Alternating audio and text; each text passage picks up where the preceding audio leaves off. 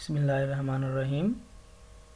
السلام علیکم اسٹوڈینٹس، امید ہے آپ سب لوگ خیریت سے ہوں گے۔ اسٹوڈینٹس، آج ہم لوگ پاک سٹڈیز کلاس 9 چیپٹر نمبر 2 تحریک پاکستان اور قیام پاکستان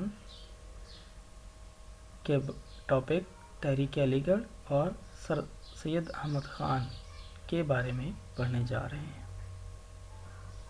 اسٹوڈینٹس، 1857 کی جنگ آزادی میں ناکامی کے ساتھ ہی برصغیر کے مسلمانوں کی تاریخ کا سیاہ ترین دور شروع ہو گیا۔ جنگ آزادی ہارنے کے ساتھ ہی مسلمانوں کا زوال شروع ہوا اور مسلمانوں کے لیے برے حالات شروع ہو گئے۔ مسلمان بحیثیت قوم انگریزوں کی نفرت اور انتقامی کارروائیوں کا نشانہ بنے۔ ان حالات میں سر سید احمد خان نے تحریک علی گڑھ کے ذریعے قوم کی رہنمائی کا بیڑا اٹھایا۔ سر سید احمد خان کی تحریک علی گڑھ کے مقاصد درج ذیل تھے۔ اسٹوڈنٹس، آپ کو یہ پتہ ہونا چاہیے کہ تحریک کا نام تحریک علی گڑھ اس لیے ہے کہ یہ علی گڑھ کے مقام سے شروع کی گئی تھی۔ اس کے کچھ پوائنٹس ہیں۔ سب سے پہلے پوائنٹ اس کے مقاصد کے حوالے سے ہیں: حکومت اور مسلمانوں کے درمیان اعتماد بحال کرنا۔ جنگ آزادی کے نتیجے میں انگریزوں کی حکومت اور مسلمانوں کے درمیان اعتماد بالکل ختم ہو چکا تھا۔ اس کو بحال کرنے کے لیے اور مسلمانوں نے برصغیر کو جدید علوم اور انگریزی زبان کی طرف راغب کرنا، یعنی کہ مسلمانوں کو اب جدید علوم کی طرف راغب کرنا اور انگریزی زبان سیکھنے کی طرف راغب کرنا بھی تحریک علی گڑھ کا مقصد تھا، چونکہ دور بدل گیا تھا اور مسلمانوں کو اب جدید علوم کی طرف آنا تھا۔ سر سید احمد خان اس بات کو بخوبی سمجھتے تھے۔ وہ جانتے تھے کہ ہمیں انگریزی زبان سیکھنی چاہیے اور سیکھنی پڑے گی، اور جدید علوم جو ہمیں ترقی کی طرف لے جا سکتے ہیں وہ بھی ہمیں سیکھنے پڑیں گے۔ اس کے علاوہ اسٹوڈنٹس، اس کے مقاصد میں شامل تھا مسلمان برصغیر کو سیاست سے باز رکھنا۔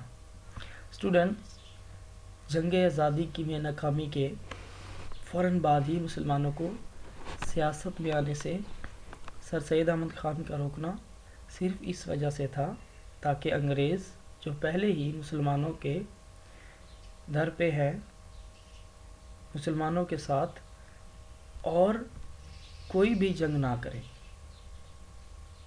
اور وہ مسلمانوں کے ساتھ اعتماد کو بحال ہو جانا بھی اہم تقاضۂ وقت سمجھتے تھے۔ اس لیے انہوں نے مسلمانوں کو سیاست سے باز رہنے کے لیے کہا تاکہ انگریزوں اور مسلمانوں کے درمیان جو دشمنی ہے یہ کم ہو۔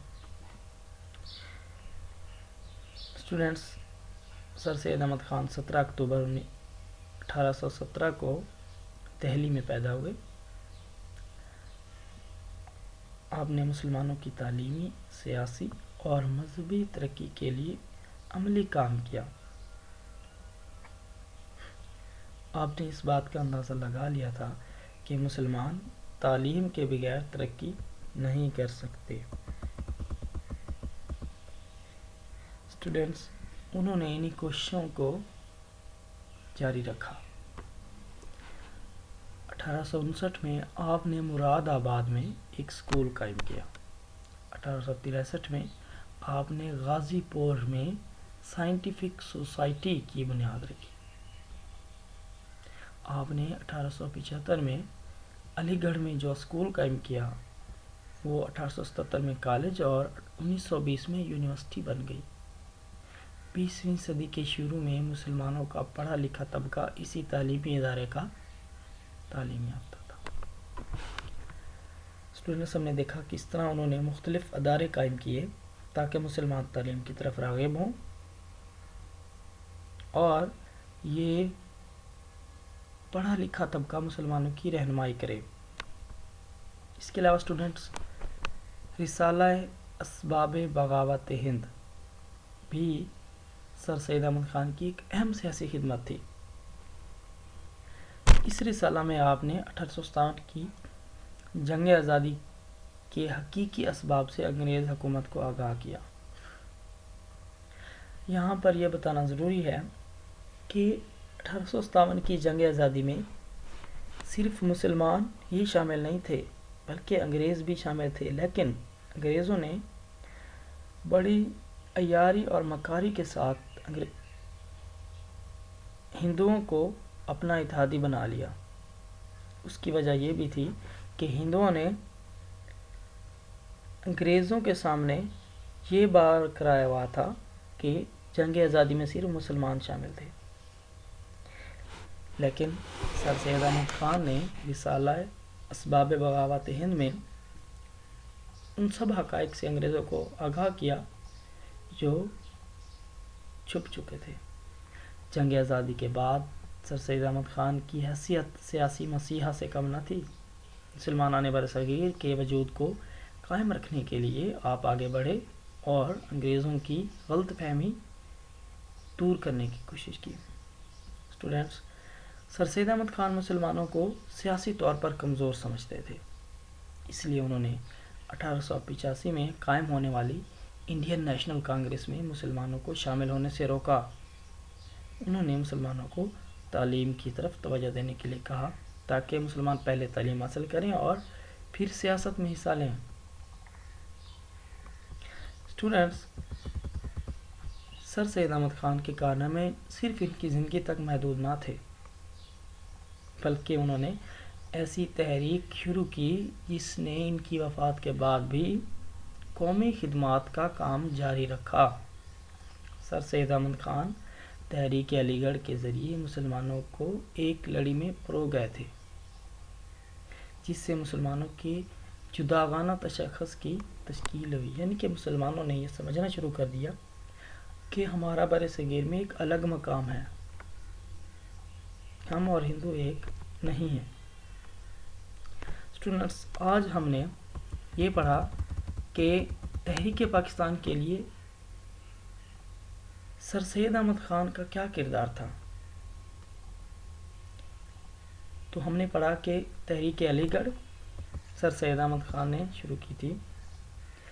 اس کے علاوہ انہوں نے بہت سے تعلیمی ادارے قائم کیے، جس میں مراد آباد کا اسکول، غازی پور کی سائنٹیفک سوسائٹی، علی گڑھ کا اسکول۔ اس کے علاوہ ان کی سیاسی خدمات میں رسالہ اسباب بغاوت ہند اور مسلمانوں کو سیاست سے دور رکھنا،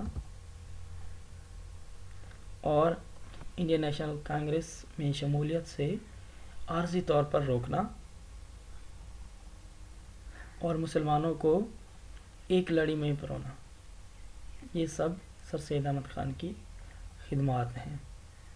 اسٹوڈنٹس، آج کا ہمارا ٹاپک یہیں تک تھا۔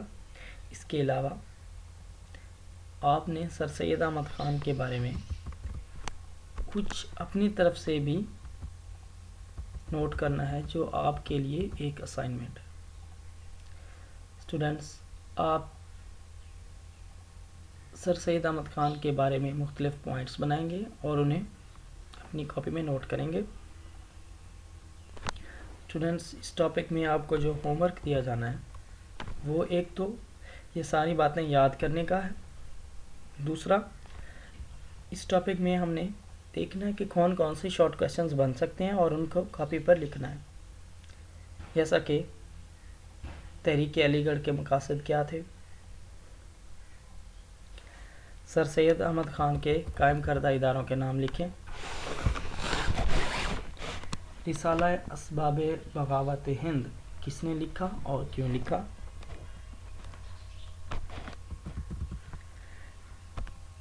اور مسلمانوں کو انڈین نیشنل کانگریس میں شامل ہونے سے کس نے روکا۔